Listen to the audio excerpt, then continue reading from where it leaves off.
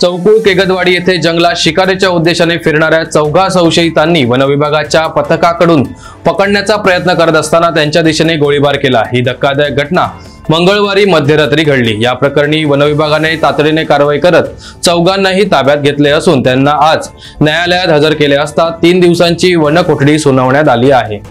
याबाबत अधिक माहिती अशी की चौकुळ परिसरात सध्या हत्तींचा वावर असल्याने वनविभागाचे पथक नियमित गस्त घालत आहे।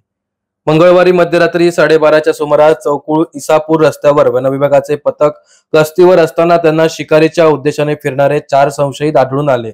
वन कर्मचाऱ्यांनी त्यांना थांबवून विचारणा केली असता त्यातील दोघांनी अचानक त्यांच्याकडील बंदुकीतून वन कर्मचाऱ्यांच्या दिशेने गोळीबार केला आणि बंदुकीसह पळ काढला। मात्र पथकाने तात्काळ दोघांना ताब्यात घेतले। तपासणी दरम्यान त्यांच्याकडील 2 दुचाकींमध्ये एका मृत सशाची शिकार आणि 5 जिवंत काडतुसे सापडली। यासोबतच शिकारीसाठी वापरल्या जाणाऱ्या 2 बॅटरी, मोबाईल आणि 1 हेडफोनही जप्त करण्यात आला। ताब्यात घेतलेल्या दशरथ बाबूराव राऊळ राहणार माडखोल आणि प्रशांत सदानंद कुबल राहणार कुडाळ यांच्या चौकशीत पसार झालेल्यांची नावे अमोल गावडे राहणार चौकुळ आणि सखाराम राऊळ राहणार माडखोल असल्याचे समोर आले।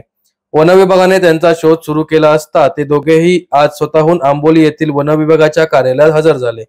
त्यानंतर वनविभागाने त्यांना अटक केली। वनविभागाने या प्रकरणी चौघांविरोधात वन्यजीव संरक्षण अधिनियमानुसार गुन्हा दाखल केलाय।